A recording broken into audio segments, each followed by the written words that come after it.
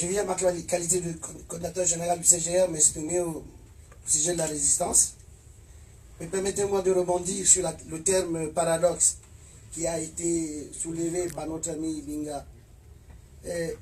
Ce qui fait la particularité du paradoxe, c'est qu'elle engendre des incohérences.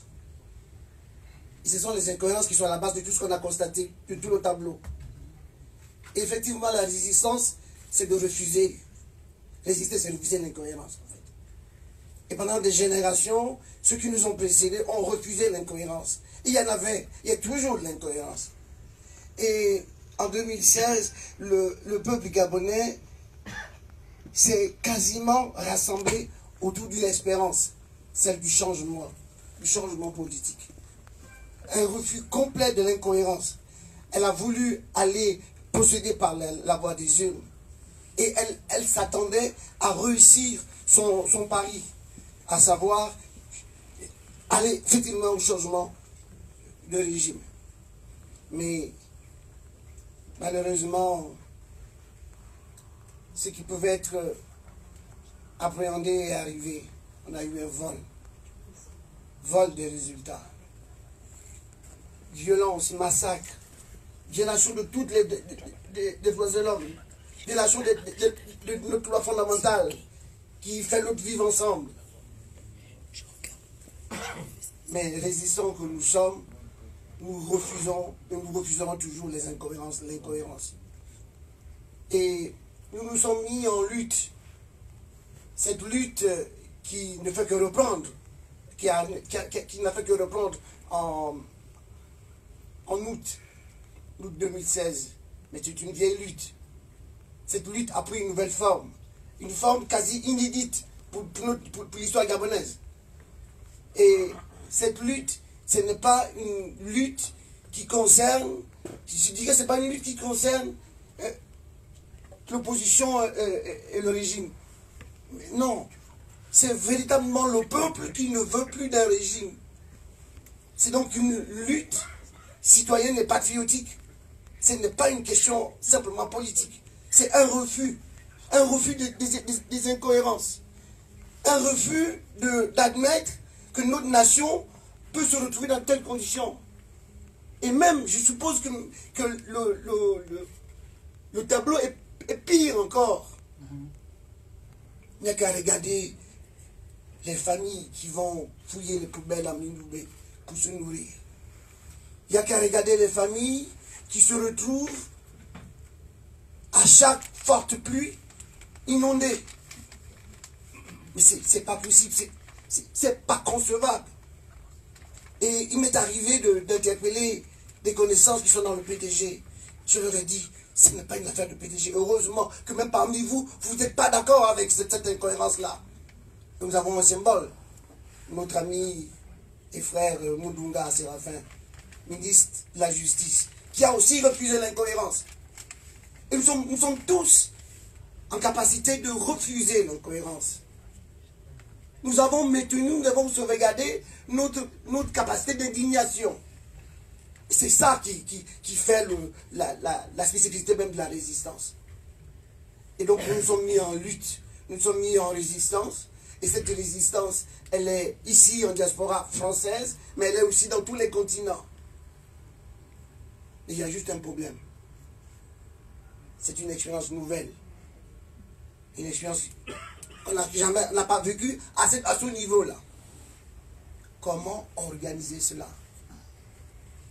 Comment la rendre efficace? Comment la rendre crédible? Quand je dis crédible, c'est aux yeux des partenaires qui nous observent. Je vous fais une révélation en voix basse. Certains responsables français nous trouvent dispersés.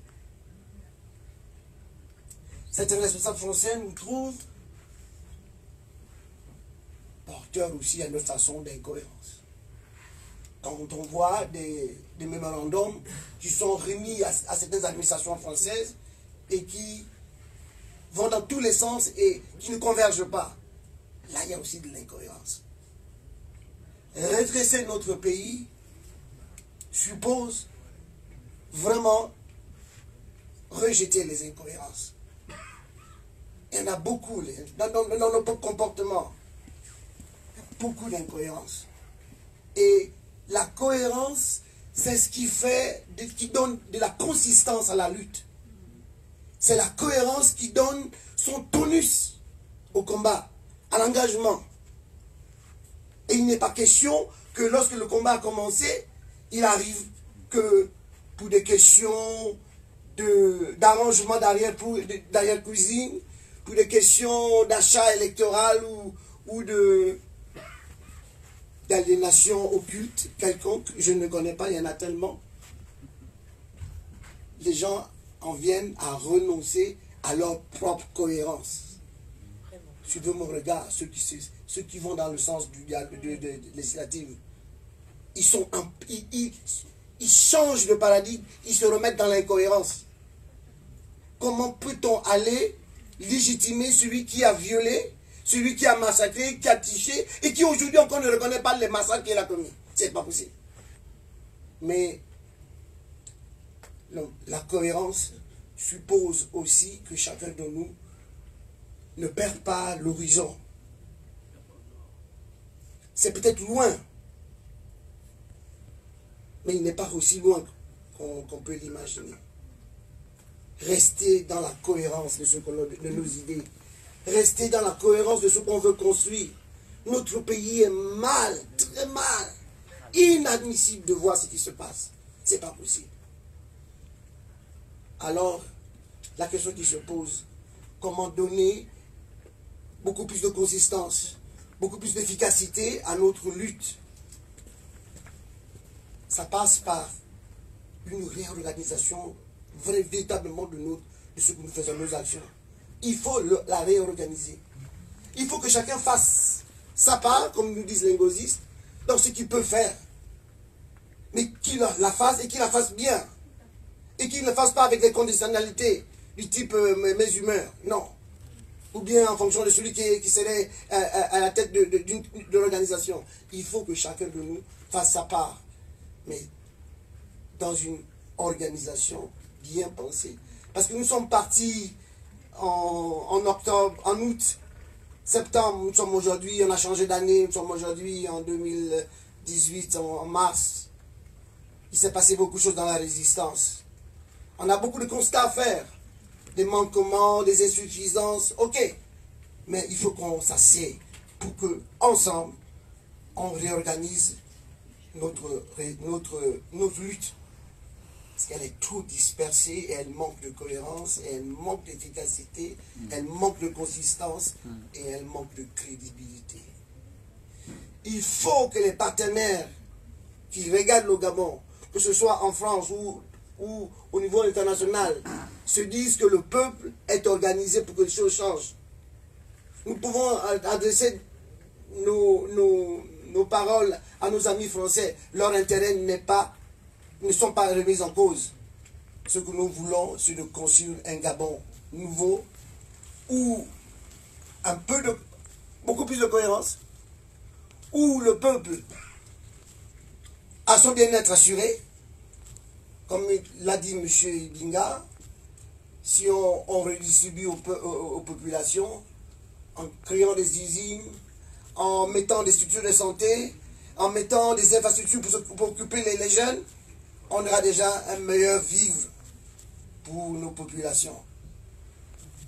Donc, ce que je n'ai pas besoin de reprendre tout ce qui se passe dans la résistance, vous la connaissez, mais mon propos c'est d'inviter, d'appeler à une rencontre pour que se mette en cohérence un véritable combat.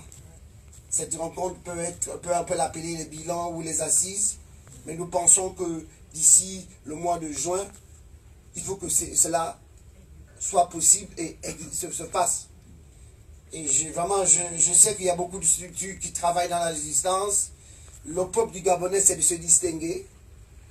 Mais dans cette distinction, il y a aussi les réminiscences du formatage du PDG. Le PDG qui veut que chacun devait se distinguer auprès du chef pour exister. Donc on retrouve ça aussi dans la multiplication des créations. Mais peu importe, s'ils font du travail, ils font des actions, on met tout ça en cohérence, en convergence, en coordination. C'est ça l'essentiel. C'est ça l'essentiel. Voilà, donc je vous remercie et puis